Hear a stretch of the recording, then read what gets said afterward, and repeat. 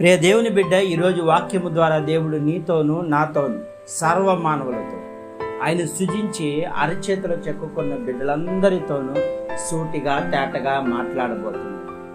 ఈ మాటలు ఎంతో విలువైనవి, పరిశుద్ధమైనవి. ఈ మాటలు అనాలోచితను కాక నీ హృదయంలో ఉంచుకొని ఆ వాక్యానుసారంగా జీవించినప్పుడు పరలోక రాజ్యానికి వారసులయ్యే మాట. గత కొంతకాలం నుంచి పరిశుద్ధాత్మదేవుడు నీతోనూ నాతోనూ సర్వ మానవులతోనూ మాట్లాడుతుంది ఏమంటే, నా పిల్లలు నా మాట వినాలి. ఏం వినాలి? నా పిల్లలు నా మాట వినాలి, నా మాట ప్రకారం జీవించాలి. దేవుడు ఎందుకని ఆ మాట అంటున్నాడంటే దానికి కారణం ఉంది. ఎందుకంటే రానున్న దినాలు దుర్దినాలు. ఏం దినాలు? దుర్దినాలు. రానున్న పరిస్థితులు బహు భయంకరమైన పరిస్థితులు. నా పిల్లలు ఆ స్థలంలో ఉండకుండా చేయాలని దేవుడు ఎప్పటికప్పుడే ఆరాట పడుతున్నాడు. ఏమేంటి? ఆరాట పడుతున్నాడు. నా పిల్లలు, నా మాట విన్న పిల్లలందరినీ ఏం చేయాలనుకున్నాడు? తనతో పాటు తన రాజ్యానికి తీసుకెళ్ళిపోవాలనుకుంటున్నాడు. అయితే ఈ రోజున పరిశుద్ధాత్మదేవుడు మత్తయి సువార్త 24వ అధ్యాయంలో బహు అద్భుతమైన మాటలు మాట్లాడబోతున్నాడు. ఈ మాటలు విని ఎవరైతే మార్పు పొందుతారో ఈ రాత్రి ఖచ్చితంగా వారి పరలోక రాజ్యానికి వారసులవుతారు. ఈ రోజున వాక్యము ద్వారా దేవుడు మాట్లాడుతుందంటే, యేసు దేవాలయం బయలువేరుచుండగా ఆయన శిష్యులు ఆ దేవాలయపు కట్టడాలను ఆయన చూపించవచ్చింది. ఇక్కడ యేసు ప్రభు వారు దేవాలయానికి వెళ్ళారు. ఏ దేవాలయం అంటే యెరూషలేము అనే దేవాలయం. ఆనాడు సొలొమోను కట్టించిన యెరూషలేము అనే దేవాలయం దగ్గరికి వెళ్ళినప్పుడు అక్కడ శిష్యులు ఏం చేస్తున్నారంటే వాటిని చూపిస్తూ, ఎన్నో 40 సంవత్సరాలు కట్టారంట ఒక మందిరం అని దేవునికి వాటిని చూపిస్తున్నాడు. ఏం చూపిస్తున్నాడు?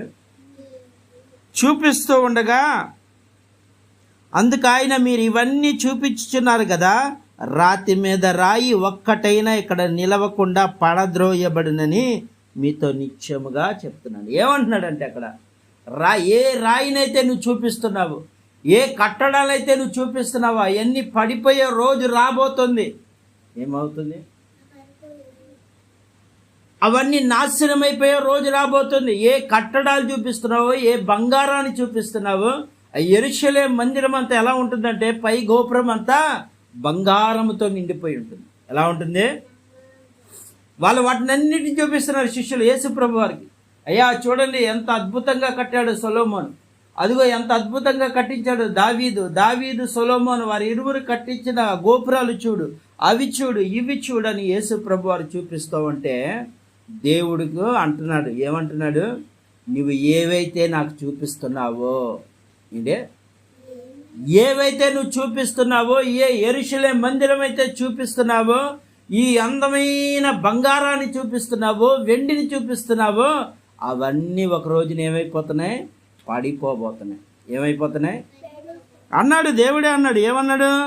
రాతి మీద రాయి ఒక్కటైనా నిలవకుండా పడద్రోయబడినని నీతో నిశ్చయముగా చెప్తున్నాడు. ఏమంటున్నాడు? ఒక్కటి కూడా మిగలకుండా అన్నీ పడబోతున్నాయి. శిష్యులకు ఆశ్చర్యం వేసింది. ఇదేంటి, కొన్ని సంవత్సరాలు కట్టిన మందిరాన్ని పడిపోతుంది అంటాడేంటి యేసు ప్రభు వారు?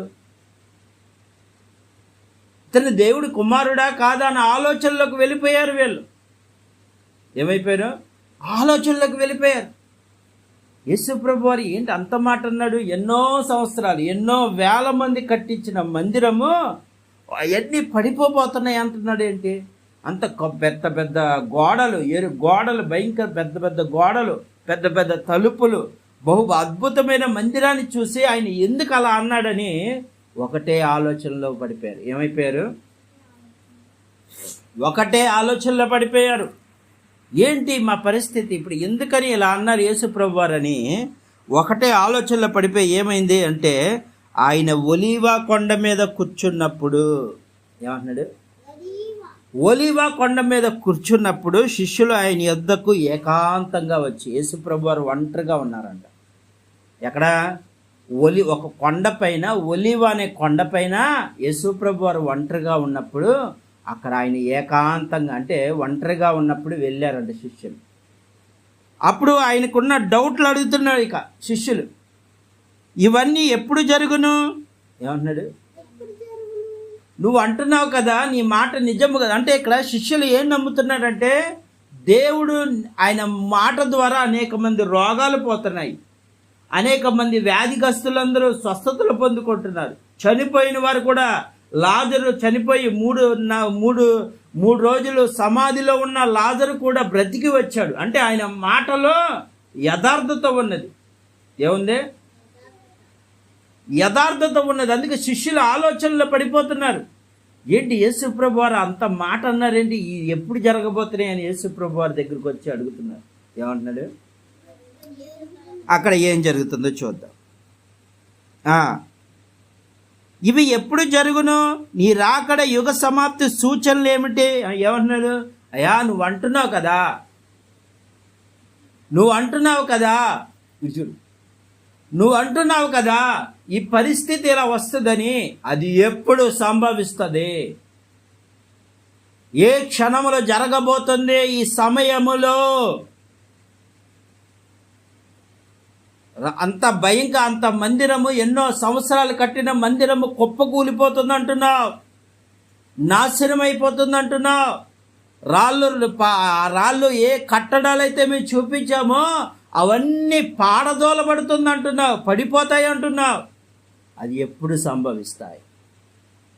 ఎన్నో సంవత్సరాలు కట్టిన మందిరము, యెరూషలేము మందిరాలతో సహా సొలొమోను మందిరం, అన్ని మందిరాలు ఈ ప్రాంతంలో ఉండగా ఇవి ఎంతో పవిత్రంగా దేవుని ఆరాధించే స్థలము అయి ఉండి ఇవి ఎలా పడిపోబోతున్నాయి అన్నప్పుడు దేవుడు అంటున్నాడు అక్కడ. ఏమంటున్నాడు? అక్కడ ఏమంటున్నాడంటే వాటి సూచనలు చూపించు అనగానే మాతో చెప్పుచుందేమనగా యేసు వారితో ఇట్లా నేను ఏమన్నాడు? మాట్లాడటం మొదలుపెట్టాడు. ఎవడును మిమ్మల్ని మోసపరచకుండా చూసుకోండి. మొట్టమొదటి మాట ఏంటి? మోసం చేసే వాళ్ళు వస్తారు. నా పేరిట వస్తారు అందరూ. ఎలా వస్తారు? నేను యేసయ్య పిల్లోడిని అని చెప్పి నేను మోసం చేసి నేను మాయ చేసే వాళ్ళు వస్తారు. గొర్రెల చర్మం వేసుకొని లోపల తోడేలు మనస్తత్వం కలిగిన వారు నీ ముందుకు వస్తారు. అందుకే ఏమంటున్నాడు? వాళ్ళకి జాగ్రత్తలు చెప్తున్నాడు. మోసపరచకుండా చూసుకోండి. అనేకులు నా పేరిట వచ్చి నేను క్రీస్తునని చెప్పి పలువురిని మోసపరుస్తారు. ఏం చేస్తారు? మోసం చేస్తారు. ఏం చేస్తారు? ఈ రోజున అనేక మంది మోసపోతున్నారు. యేసయ్య పిల్లోడని చెప్పి వెంబడిస్తున్నారు. యేసయ్య మందిరం అని చెప్పి ఎన్నో చోట్ల భయంకరమైన పరిస్థితులున్న స్వస్థతల కోసం పరుగులు తీస్తున్నారు, వాటి కోసం పరుగులు తీస్తున్నారు. దేవుని మందిరము ఇంటి పక్కన ఉండి దైవజనుడు నీకు తోడై ఉన్న మందిరాలు వదిలిపెట్టేసి ఎక్కడో ఎవరో బాగు చేస్తున్నారంటే పరుగులు తీస్తున్నారు, మోసపోతున్నారు, తెలియక అజ్ఞానంలో పడిపోతున్నారు. అందుకే దేవుడు ఏమన్నాడు? జాగ్రత్త. ఎక్కడ 2, 3 నా నామము కూడి ప్రార్థన చేస్తే వారి మధ్య నేను ఉంటానన్నాడు. నువ్వు ఎక్కడికో వెళ్ళాల్సిన అవసరం లేదు. మీరిరువురు భార్యాభర్త కుటుంబ సమేతంగా దేవుని సన్నిధానంలో ప్రార్థన చేస్తే ఆయన నీ మధ్యనే ఉంటాడు. ఏమంటున్నాడు? నీ మధ్యనే ఉంటాడు.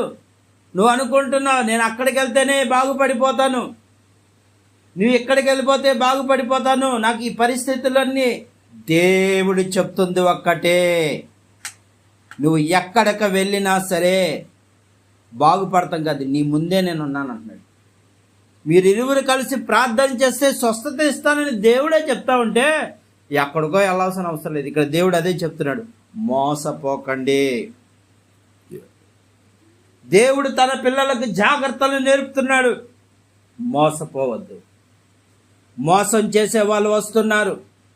మోసము సాతాను ఏం చేస్తున్నాడంటే యేసు ప్రభు వారు మొహం వేసుకొని యేసు ప్రభు వారిలాగా ఆలోచనలు పెట్టుకొని పైన మోసం చేసేవాడు వస్తున్నాడు. జాగ్రత్త. నిన్ను నరకానికి లాక్కెళ్ళటానికి ఆడు ఉచ్చులోకి నువ్వు ఎక్కడా పడిపోవట్లేదంటే ఇక్కడైనా దేవుడి విషయంలో అయినా పడగొట్టాలి, అలాగైనా నరకానికి లాక్కెళ్ళిపోవాలని పన్నాగాలు పన్నుతున్నాడు. అందుకే దేవుడు ఏమన్నాడంటే మోసపోకండి. ఎవరు వీళ్ళు చెప్పిన మాటలు వినొద్దు. అసలు మనుషులు అక్కడికి వెళ్దాం, ఇక్కడికి వెళ్దాం, ఇక్కడ బాగుపడతలేదుగా, ఆ ప్రదేశానికి వెళ్దాం, ఈ ప్రదేశానికి వెళ్దాం, వద్దు. ఎక్కడ 2, 3 నా నామం కూడి ప్రార్థన చేస్తే వారి మధ్య నేను ఉంటాను అంటున్నాను. ఈ రాత్రి కాల సమయంలో పరిశుద్ధాత్మదేవుడు మరొక మాట ఏమని చెప్తున్నాడంటే, మరియు మీరు యుద్ధాల గురించి, యుద్ధ సమాచారం గురించి విందురు. జరుగుతున్న యుద్ధాలు, భయంకరమైన యుద్ధాలు జరగబోతున్నాయని దేవుడు ముందుగానే చెప్పాడు. యుద్ధాలు వింటారు మీరు. ఏమన్నారు? ఇప్పుడు ఎక్కడ చూసినా, ఏ ఫోన్లో చూసినా, ఎక్కడ చూసినా భయంకరమైన యుద్ధాల గురించి మాట్లాడుతున్నారు. ఫలానా ఇలా ప్రతి 3వ ప్రపంచం రాబోతుంది, 3వ ప్రపంచ యుద్ధం రాబోతుంది అని ముందుగానే దేవుడు ముందుగానే లిఖించాడు. వాళ్ళెవరో చెప్పడం కాదు, దేవుడే చెప్తున్నాడు. యుద్ధాలు వినబోతారు. వింటున్నాంగా. అంటే మనం ఇప్పుడు ఎక్కడున్నాం? దేవుడు రాకడ దగ్గరలో ఉన్నామని గ్రహించాలి. రెండో విషయం ఏంటంటే, మీరు కలవరపడకుండా చూచుకోనండి. అంటే భయపడొద్దు. అయినా ఎవరిని అంటున్నాడు? తన పిల్లలు దేవుని వాక్యానుసారంగా జీవిస్తూ దేవునిపై ఆధారపడే వాళ్ళు మీరు భయపడాల్సిన అవసరం లేదు. ఎన్ని యుద్ధాలు వచ్చినా, ఎన్ని శ్రమలు వచ్చినా తప్పించేవాడును నేనే. ఏమన్నాడు? తప్పించేవాడును నేనే. భయపడద్దు, కలవరపడద్దు, నేను నీకు తోడున్నా. ఏమన్నాడు? రెండో విషయం. తర్వాత మీరు కలవరపడకుండా చూచుకున్నాడు. ఇవి జరగవలసి ఉన్నవి కానీ అంతం వెంటనే రాదు. ఏం జరిగింది? అంతం వెంటనే. యుద్ధాలు ఎన్ని జరుగుతున్నా భయపడాల్సిన అవసరం లేదు. కలవరపడి అయ్యో ఎప్పుడైపోద్ది, ఎప్పుడైనా భయపడాల్సిన అవసరం లేదు. ఎందుకంటే నేనున్నా మీకు తోడు. దేవుడు ఒకటే అంటున్నాడు, ఐ యామ్ హియర్, నేనున్నా. తర్వాత ఇంకో మాట ఏం చెప్తున్నాడంటే, తర్వాత మీరు కలవరపడి ఇవి జరగవలసిన వెంటనే రాదు. జనం మీదకి జనము, రాజ్యం మీదకి రాజ్యము లేచును. ఈరోజు జరుగుతున్నాయి. అనేక రాష్ట్రాలు, ఒక్కొక్క రాష్ట్రం ఇంకొక రాష్ట్రం తయారవుతుంది. ఇలా రాజ్యాల మీద రాజ్యాలు లెగుస్తున్నాయి. అలాగే జనం మీద జనం, అంటే చంపేసుకుంటున్నారు. ఏం జరుగుతుంది? ఈ రోజున భార్య భర్తను చంపేస్తుంది, భర్త భార్యను చంపేస్తుంది, పిల్లలు భర్త తల్లిదండ్రులు చంపేస్తున్నారు. ఇవన్నీ జరుగుతున్నాయి. వింటారు. ఇవన్నీ దేవుడు ముందుగానే చెప్పాడు. వినబోతున్నారు ఇవన్నీ. ఇప్పుడు మనం ఎక్కడున్నాం? దేవుడు రాకళ్ళ దగ్గరలో ఉన్నాం. ఎక్కడున్నాం? దేవుడు రాకళ్ళ దగ్గర ఉన్నాం. మరి ఇంకేమని చెప్తున్నాడంటే, అక్కడక్కడ కరువులు, భూకంపాలు వస్తాయన్నాడు. భూకంపాలు కలుగుతున్నాయా? జపాన్ ప్రాంతంలో 1000 భూకంపాలు అంట. వారానికి 1000 భూకంపాలు వచ్చినాయి అంట, ప్రకంపనాలు. అమెరికాలో భయంకరమైన ప్రకంపనాలు కలుగుతున్నాయి అంట. అనేక చోట్ల ఇప్పుడు భూములు కదులుతున్నాయి. దేవుడు చెప్పాడు. అక్కడక్కడ ఏమన్నాడు ఆయన? ఏమన్నాడు? అక్కడక్కడ కరువులు, భూకంపాలు కలుగును. ఇవన్నీ వేదనలకు ప్రారంభం. ఏమంటున్నాడు? వేదనలకు ప్రారంభం. అంటే ఆకలి కరువులకు మొదలవుతుంది. ఇంకా ఏమవుతుంది? ఆకలితో అలమటించిపోయే రాబోతుంది. కరువులు మొదలవబోతున్నాయి. వాతావరణం మారిపోతుంది. దేవుడు ముందుగానే చెప్పాడు. రానున్న దినాలు దుర్దినాలు, జాగ్రత్త. మీరు మాత్రము ఏ వైపు తిరగద్దు. ఏ వైపుకి తిరగొద్దు. అలాగే ఇంకో మాట ఏమని చెప్తున్నాడంటే, ఇప్పుడు జనులు మిమ్మల్ని శ్రమలు పాలు చేసి చంపేస్తారు. ఎవరిని చంపేస్తారు? జనులు ఎవరిని చంపేస్తారు? క్రైస్తవులను చంపేస్తారంట. మనుషులు ఇప్పుడు ఎవరిని చంపేయబోతున్నారు? దేవుని ఆరాధించే వాళ్ళు చంపేస్తున్నారు. ఇప్పుడు నెక్స్ట్ టార్గెట్ ఏంటంటే మన మీదే. ఎవరైతే యేసయ్యను ఆరాధిస్తున్నారో, ఎవరైతే యేసయ్యపై ఆధారపడుతున్నారో, ఎవరైతే యేసయ్య కోసం ఎంతటి త్యాగానికైనా సిద్ధపడుతున్నారో వాళ్ళందరినీ మనుషులే చంపేయబోతున్నారు. దేవుడు చెప్పాడు. ఇది మనుషులు చెప్పింది కాదు, దేవుడే చెప్పాడు. ఇవన్నీ శ్రమలతో పాలు చేసి చంపేస్తారు. మీరు నా నామం నిమిత్తము సకల జనులు ద్వేషించబడతారు. ఏమవుతారు? అనేక ప్రజలు మనం దూషిస్తూ ఉంటారు. ఏమంటారు? దూషించడం మొదలు పెడతారు. అనేక విధాలుగా దూషించడం మొదలు పెడతారు. ఏంటి మీ దేవుడు ఉన్నాడా అంటున్నావు, ఈ సమస్యలన్నీ తీసివేయలేడా?